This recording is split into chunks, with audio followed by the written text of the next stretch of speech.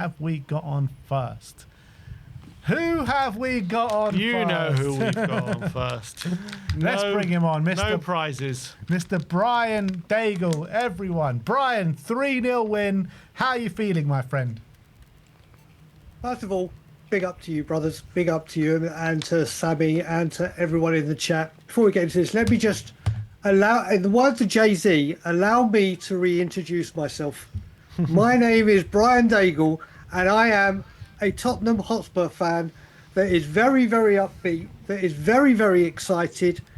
And you know what? After 18 years of having ownership and board dedicate my life, I want to be the kid I was and enjoy what is going on the pitch.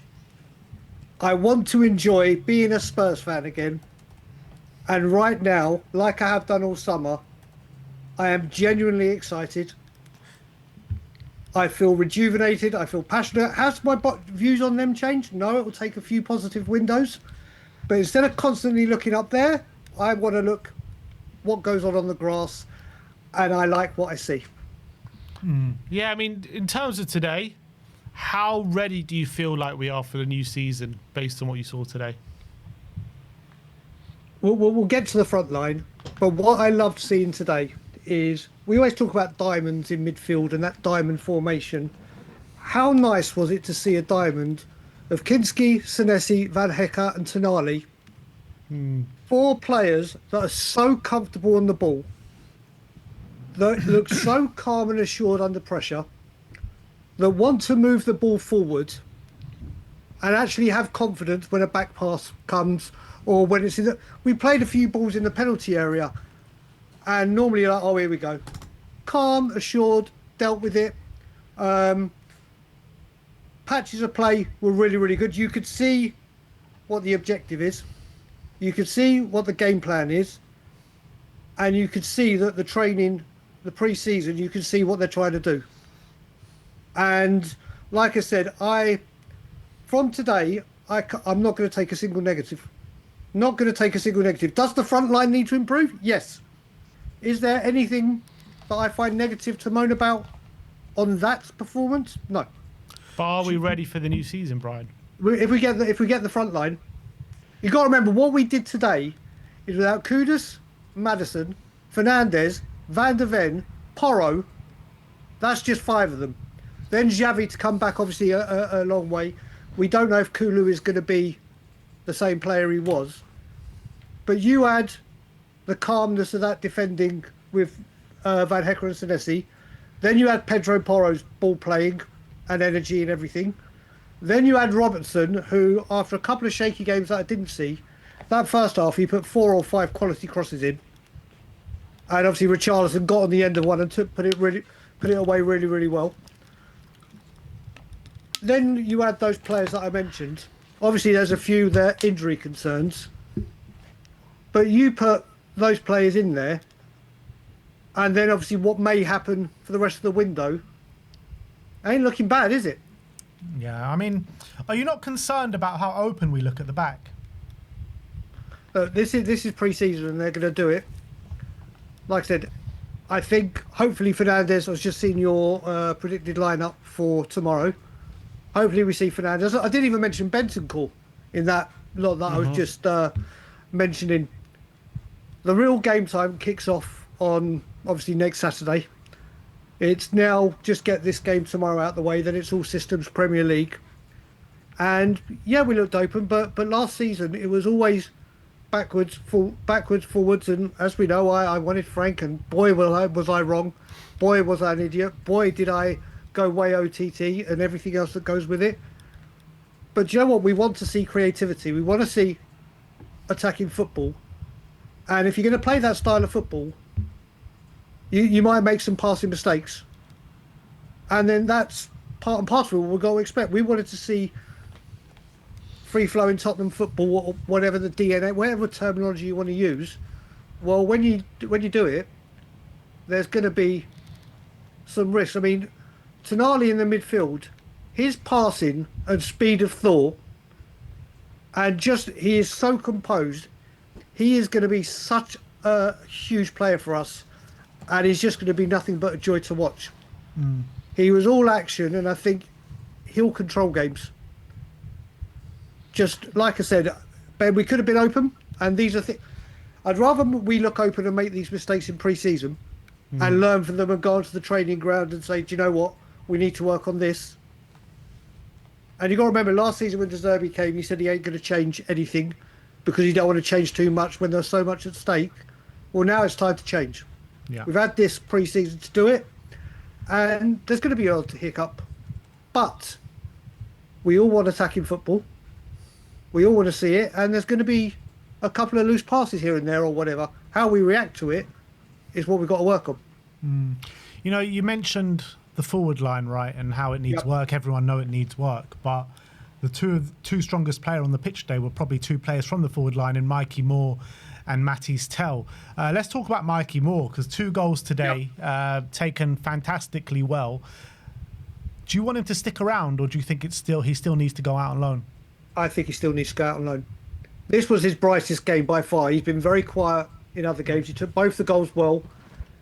He was quiet at the beginning part of the first half, but he started growing into it second half, putting some crosses in. Again, there wasn't a forward there, or it didn't pass the first man.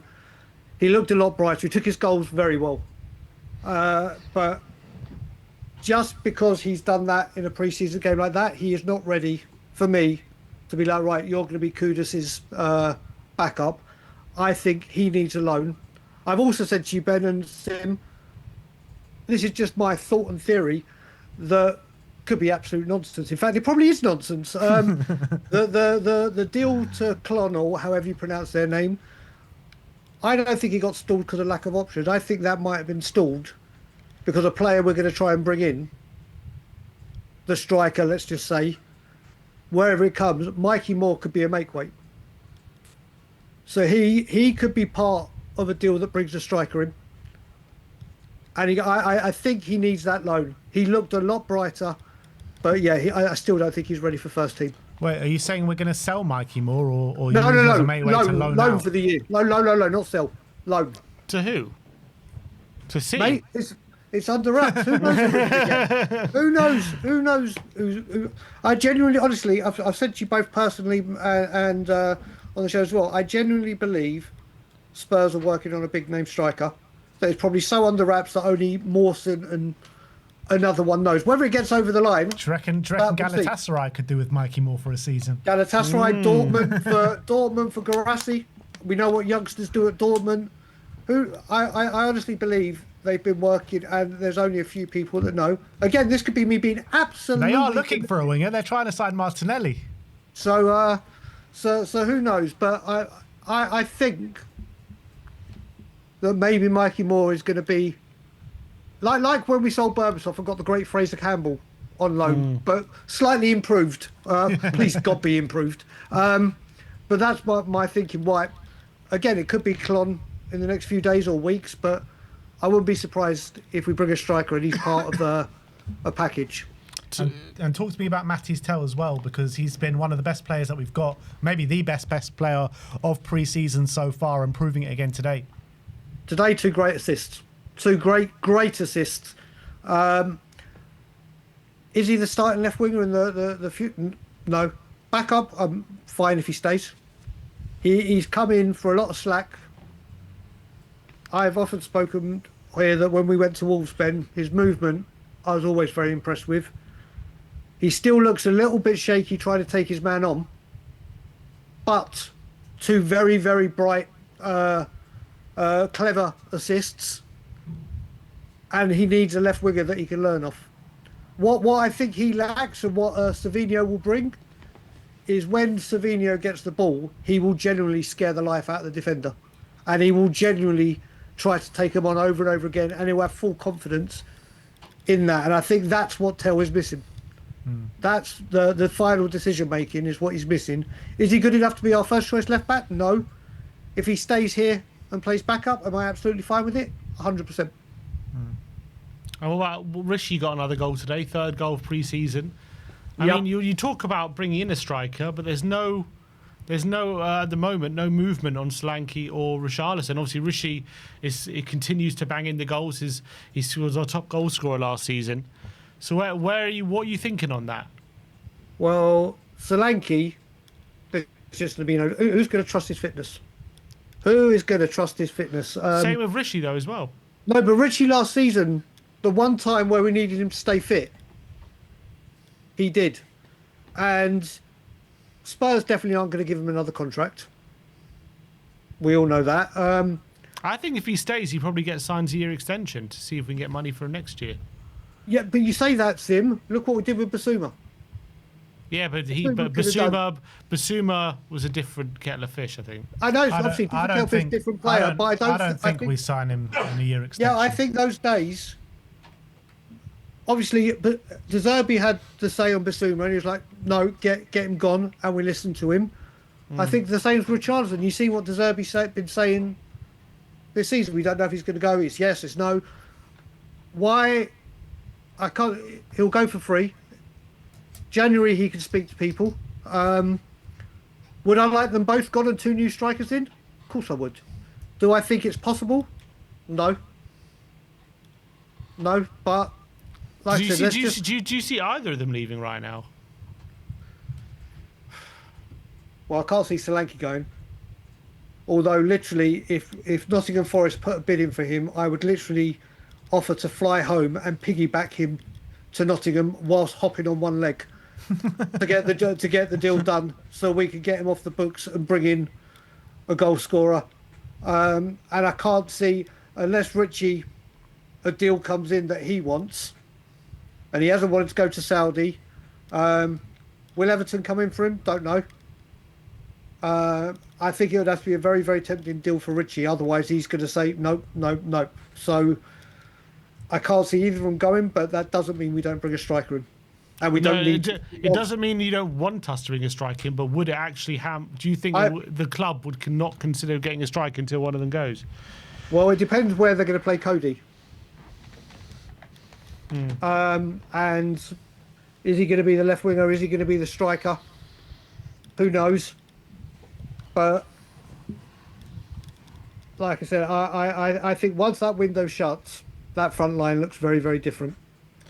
Will Lancashire got 2 goals today, 3 goals. Well, you know in 2 what you games. and me think about him, Ben. Yeah, I mean, was it a mistake to get rid of him? No, I don't want to say it's a mistake. What I think Spurs have done very, very smartly this window with all the youngsters that have gone, there's clauses in it. Yeah. If he can show that he does well in the Championship, and you would think Middlesbrough should always. But could he have been starting ahead of these 2 strikers that we have right now? Well, we say that now with hindsight, Ben. Yeah. Let's review that when the window shuts.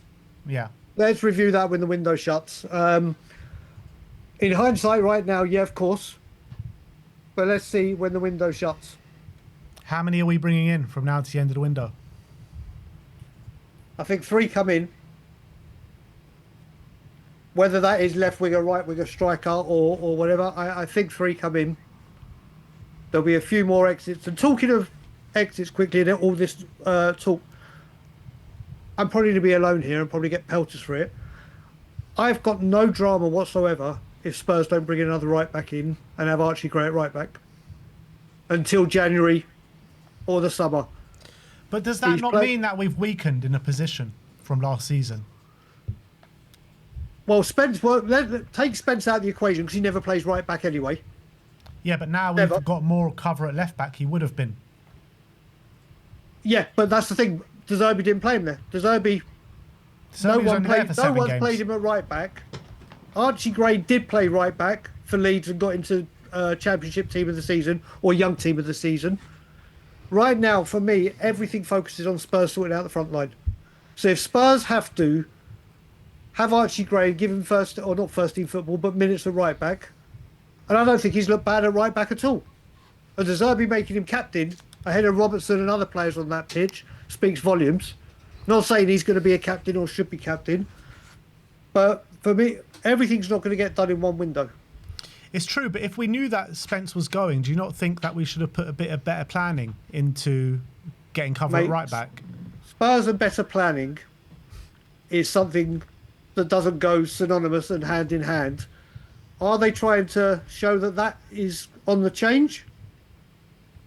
I think so. And as I've been saying on other shows, Spurs, ENIC and Spurs can't have a second, third, fourth, fifth, etc., great window without having the first.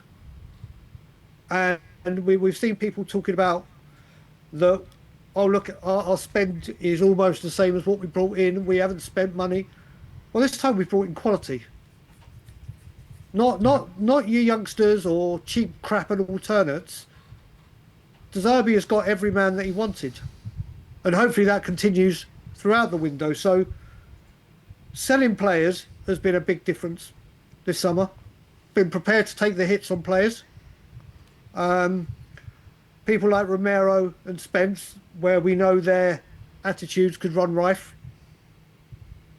They've gone now. They're part of Spurs' past. And everything's building towards Spurs' future. So if we don't get everything done right now, I was speaking to you yesterday, Ben, and I said, what's the date today now? August the 15th. Sim, I'll ask you, okay? After the Everton game, so straight after, I mean, take away the transfer fees. You don't know any of the transfer fees of anything. If I gave you pound for pound what we've done incoming and outgoing, up until today's date, with 2 weeks left, just over 2 weeks left of the window, would you have taken this window? Yeah, for sure. Same here. So you would have bitten your hand off for it. Mate, first of all, I'd have said, are you okay? And had a bang to the head. But I would have taken this window. If I didn't know the fees or whatever, I would have taken this window in an absolute heartbeat. Yeah, 100%. So we've got, how long now? Tuesday, so about 16, 17 days of this window left. There is work to be done. And do I think, like I said, once that window shuts, that front line will have a lot more potency, will have a lot more quality. And if the answer is yes, but also I was going to say, if De Zerbi wants Cody and Savinho, then I'm prepared to wait. He has said that he wants these players. If he sees these players as key, vital components to what he's building, after what we saw today with the passing and the assurances from the four that I mentioned in Kinski, Senesi, Van Hecker and Tonali, then you add the players that will walk into this first team when they're fit and ready. You add those two. If De Zerbi's saying they are integral, then I'm prepared to wait.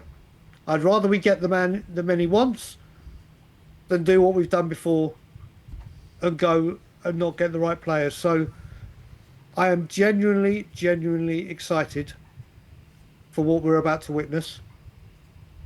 And I'm looking forward to being a Spurs fan that just craves watching Spurs and consuming all I can with Spurs on the pitch, rather than spending my life about what's going off the pitch. Quick prediction, Brian. What is our front three next week against Brentford? Who do you think starts?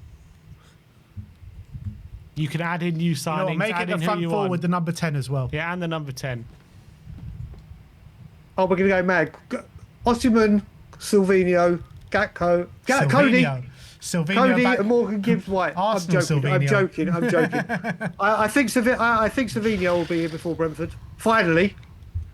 And Retweetio Romano can find another player to speak about non-stop.